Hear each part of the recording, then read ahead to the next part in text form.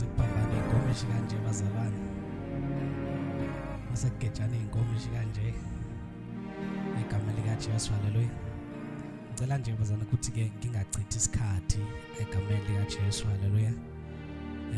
Njengoba ngibona abazalwane angimude ngowesakhiwo, haleluya.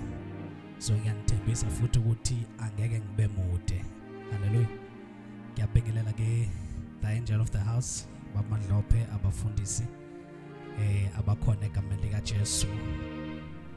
Umama umkhokheli ke bazalwane, siyambingelela kakhulu abazalwane bonke abakhona egameni lika Jesu.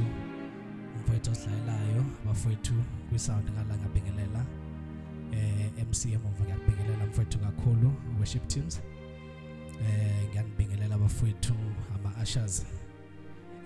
Bese ngiyabingelela mfowethu uNkaneni ngokusihlelela kwakho inkonzo yamazwe ayisikhombisa. Njengoba sengishilo bazalwane, angeke ngibe mude. Sengisidlile isikhathi kakhulu ngokubingelela. Ngiyacela nje ukuthi ngisale sengifunda nje le ndatshana bese ngihlala phansi egameni lika Jesu, haleluya. Igama ke okuhle kwanyembezi bazalwane nje wasekushiwo. Incwadi enguyo uJohane uchapter number 19 verse 28. Ilelo nje verse engenalo namhlanje.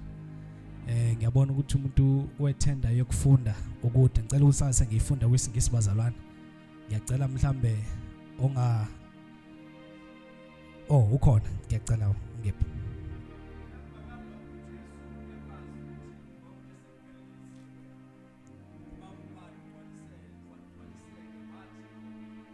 Now kubhala uJohane ke la bafundisi uthi uJohane emva kokuthi uJesu sazile ukuthi konke sekufezile, haleluya. Then wathi ke wathi uJesu ngomile. Johane unayo imfihlo ezincwadini zakhe azibhalayo. uJohane uyamangaza uma ebhala iBhayibheli because ubhala izinto ababhali abangazibhalanga. Ku chapter 1 uveze isimanga ngoNkulunkulu, eveza ubuNkulunkulu kuJesu, eveza ubuNkulunkulu ngezwi elakhulunywa kuGenesis, haleluya. uNkulunkulu umveze ngomunye umuntu abanye bemlanda kwi-genealogy kodwa yena wangamfuna kwi-genealogy, wathi ngicela ukungena la kwilento ye-deity kaNkulunkulu. Likhona ibandla abanye bemcinga bemazi kwi-chronological mhlawumbe kuzalo lakhe, but wathi yena angeke ngimbhale ngozalo lakhe kodwa ngicela ukuthi ke nginivezele into engaziwa umuntu. Lithi iBhayibheli libhala uthi wayekhona ulizwi enguNkulunkulu besathi konke okuveliwe kwadalwa akudalwanga omunye umuntu kodwa ulizwi owayekhona enguNkulunkulu konke kuvele ngaye. Because konke bazalwane akuvelanga ngesandla somuntu kodwa kwavela ngelizwi. So uJohn uyangichaza umebhala lalelaka.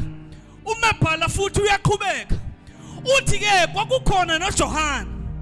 Uthi mebhala ngoJohn, uthi uJohane wathi ke uJohane lithi iBhayibheli la ku 129 I think. Lithi ke wathi sebona, lithi umpostoli ubhala uthi uJohane wathi sebona. Wathi ke bafowethu nineni nani la ake libhekani nanti uhlu elisusa izono zehlaba engazisho yena kodwa wathi bhekani nani uhlu elisusa izono zehlabathi. Ukhuluma ngaye akakafiki esiphambanweni kodwa ukhuluma ngaye ukhona phambi kwabo. Uthi bafowethu nanti into esusa izono kumuntu na into ezokhulula abantu ezoneni zabo nakuJesu.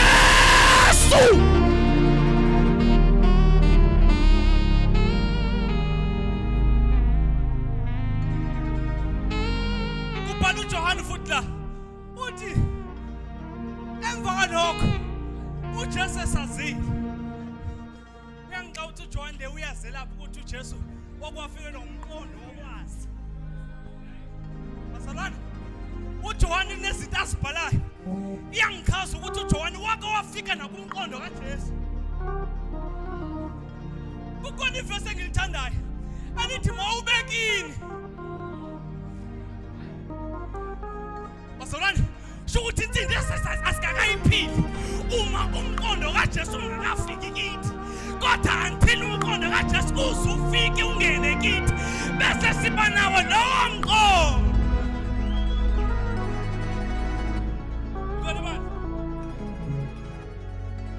uthi ke after sewazile lokho uthi kuze kugcoliseke imibhalo nawo imibhalo kabazalwane iyona eyasikhombisa ukuthi uJesu uzofika haleluya yasitshela ukuthi uJesus is coming and is coming as a savior wizame ebhala uthi ke umntwana angazi a son we given a son and whatever lekhona sizalela umntwana sinikwe indodana ikhona lonto angisho Isaiah konke lo mbhalo uthi ke he will govern noma governance will be upon his yabona yonke lonto ikhulunywa umuntu aprofeta kodwa izovela kuJohana uthi ke kuze kugcwaliseke uIsaiah futhi uyabhala ku53 uthi ngemivimbo yakhe bese thina senza njani bazalwane siyaphila ngemivimbo yakhe ethesedatshoniwa shawa umzimba wakhe wangabi nalutho imbhalo bingakagcwaliseke esaprofeta uIsaiah ngoba kukhona isikhathi seprophecy and the time of fulfillment makingakafiki ifulfillment sonke sisazobhukuda kwiprophets until it is fulfilled. Now say we in the time of fulfillment na uNkulunkulu ekhuluma khona ke manje esehlile khona eseyiwundlu ke lelisusa izono zenhlabathi esewumuntu ke leyozodelela abantu bese yashawa ukuze kugcwaliseke imbali ithi iBhayibheli ke uJohane uyabhala uthi wase ethi ke ngomile ngoba uJesu mfokanalo wayengeke ome kungapheleliswanga uJesu wayengekancane kungapheleliswanga haleluya kusho ukuthini ke ukupheleliswa nisho ukuthi ke konke lokho ayizele emhlabeni sho ukuthi izono zethu zonke zasezikuye esezembethe uzembethe yena akesho now bese lithi iBhayibheli ke ku chapter kule ekade ifundwa the previous verse lithi ke wake wakhala uJesu ekhaliswa ukuthi umoya ingcwele uyasuka ngoba umoya ingcwele akahlali kumuntu onesono noma uJesu noma kodwa umoya ingcwele akahlali kumuntu onjani isono sabalela kuye saba kuye of which is a confirmation ukuthi zonke izono zahlala kuJesu kwaze kwagcwaliseka ukuthi lo unesono njengoba uIsaiah wayiprofethile ngoni manje now mfana la ngiyakhona ithi iBhayibheli uJesu wathi womile ukoma kakhe basona wayengafuni nje amanzi wayengafuna amanzi muzofunda uJohn chapter number 4 uJesu umefika kwesifazane